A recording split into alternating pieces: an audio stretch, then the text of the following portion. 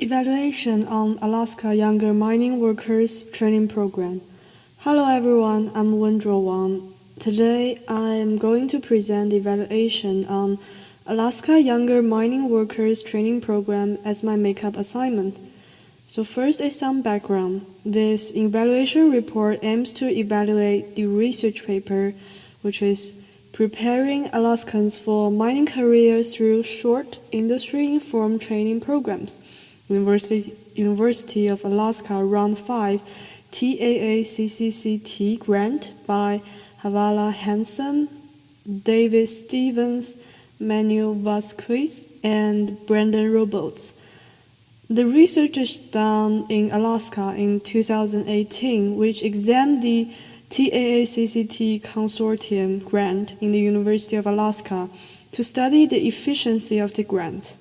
As shown in the research, this grant is given to three programs: the mining mill operations, occupational endorsement at the University of Alaska, Fairbanks Community and Technical College, and Principal William Son College, the mining and petroleum training services, surface and underground mining programs at UAF, and the Mining Mechanic OE and Associate in Applied Science program at the University of Alaska Southeast. The TAACCCT initiative is to fund the university students for mining careers in the local companies. The location of the report is in Alaska, mainly in University of Alaska. The participants include students in the university who enter the program and the employers who receive employees from the program. By examining the efficiency of the programs, this report aims to examine whether the grant should be endorsed. The mining workforce in Alaska is a determinant factor for local employment because of its geological position and local mining industry development. Next, I'll talk more about the intents of this research. The intents of the evaluation research include two goals. First, it aims to provide documentation of how the initiative leveraged TAACCT resources to achieve its proposed outcomes and fulfill the goals of the TAACCT grant. Second, it coordinates the strategies that this program adopts to achieve positive educational and workforce results that could be broadly used in career training programs. This research uses quantitative and qualitative research methods in the data collection and analysis. Qualitative methods in social science is naturalistic, inductive, holistic, and developmental.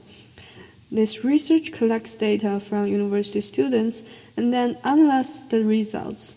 This is quantitative research methods. In analysis, the report used qualitative implementation evaluation activities, include collecting program documents and conducting interviews, focus groups, observations, and surveys. Evaluators collect data through 9 in-depth site visits and biweekly phone calls with the initiative program manager. Data were analyzed in 5 areas to assess quality of the implementation and capacity building: program management, curriculum and instruction, student supports and advising, participants recruitment and selection, and industry and workforce partnerships. As studied in the course lecture, there are external and internal use of evaluation reports. Internal reports inform decisions on whether and how to adopt, adapt, or abandon practices. External report and publication add knowledge into the field. These evaluation reports on UA, TAACCT programs add our knowledge to the field and how the practices are done in the field. Evaluation must be focused on addressing the most relevant and useful questions for the program stakeholders. Therefore, we evaluate the practices of the school, the student outcome in the program, and the program results for employers and trainees. In the analysis part, The research asked several logical questions and then gave out answers to researchers from several aspects. On the overview of the University of Alaska TAACCCT initiatives, it studied the program implementation strategies to prepare Alaska's mining workforce. Based on the goals of the research, 5 questions are asked. First, how were UA-TAACCT programs and circular designed, improved, or expanded to provide students with necessary skills to work in the mining industry and pursue further education? Second, to what extent did the UA-TAACCT program serve target populations, especially adult, TAA-eligible, Alaska Native, veteran, and unemployed workers? Third, what academic, career, job placement, or other supports were provided to program participants? 4. To what extent did the UA-TAACCT program partner with the local industry leaders and workforce groups in developing the circular, securing resources, and providing supports for job preparation and placement? 5.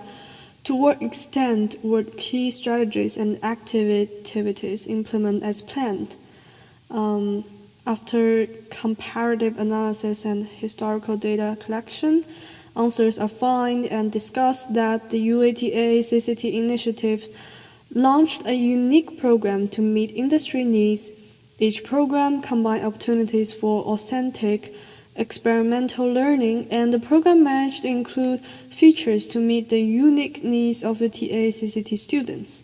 This provides that the TAACCT initiatives are effective in helping students better prepare for workplace, and the TAACCT is effective in implementation. The results that the MAPTS and the mining mine operation program successfully recruited students from TAACCT populations also proves the efficiency of the program initiative. It is also found that mine mechanic program attempt to create new recruitment strategies for adult participants. Each UA-TAACCT program provides academic support to participants. The MAPTS program provides extensive, culturally responsive support for developing industry-relevant interpersonal skills. All 3 UA-TAACCT programs rely on the employers to input to development curriculum and instruction that were responsible to industry needs. UA-TAACCT program leaders develop 3 partnerships that contribute to student recruitment. Mining mill operation program successfully recruited older adults and veterans, and the majority of UA-TAACCT initiative strategies and activities were as planned. This proves that the UA-TAACCT initiative find positive evidence support for grant endorsement.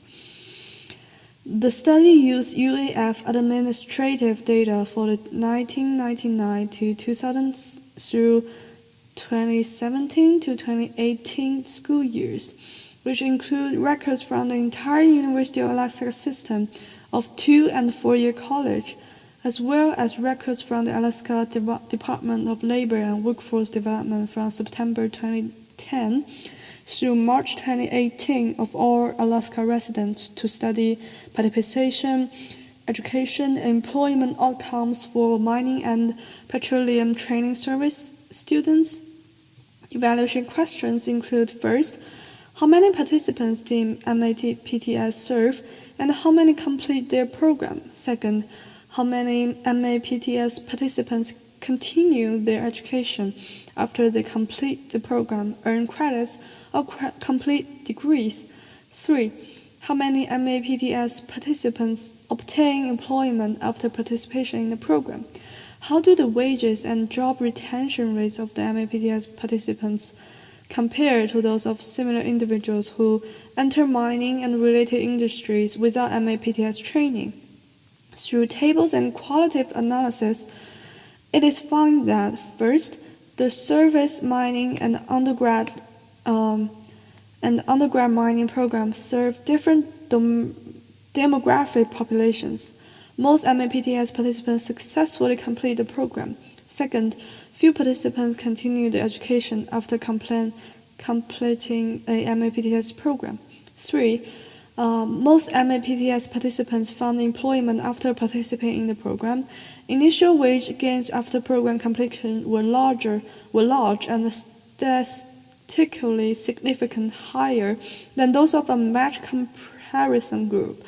MAPTS program participants were more likely to retain employment than a matched comparison sample after 2 quarters. But results vary by program after 4 quarters. Those results are meaningful and helpful in determining the endorsement of the program grant. But there are still some limitations to the study that needs to be improved in the future studies. First, the study sample size is small and it contains between 21 and 58 students in the treatment group with observable outcome measures for each analysis. In order to offer suggestions for Alaskans, the sample pool could be enlarged. Second, evaluators select a comparison group based on the most logical counterfactual rather than the counterfactual of the enrolling in a different college or career training program. Estimates of the program effects could be underestimated if students of color with lower levels of education were matched with the white Alaskans with higher level of education.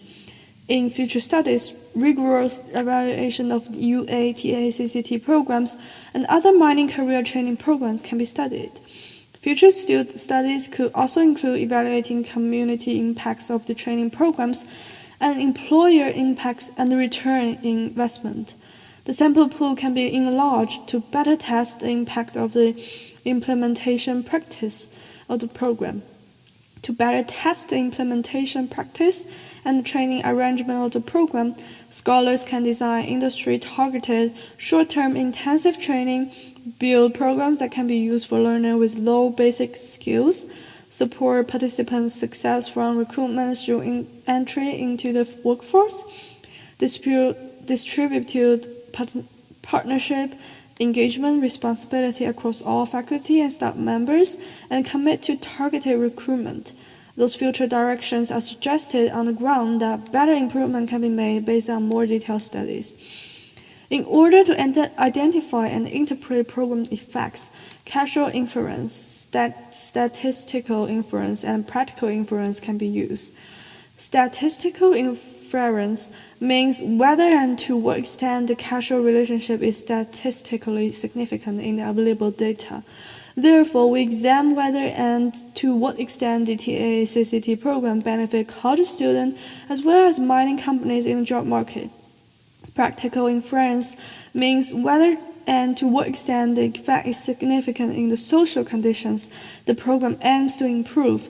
Therefore, we examine whether and to what extent the program practices benefit trainees, schools, and companies. On the other hand, this quasi-experimental approach establishes a comparison group by matching MAPTS participants based on an observable background characteristics to other Alexa workers who enter similar industry at the same time without MAPTS training is an example of causal inference. In conclusion, this research report has a clear structure and is informative for people concerned about the TACCT programs. The research report sets out adequate questions concerning various aspects of the study. The question asks key aspects of the issue and are effectively answered. For such a research report, it is important to set clear study analysis, and this report managed to do that. The implications for future studies are clear, and the results are meaningful for future studies. And that's all for my presentation. I hope you enjoy it. Thank you so much.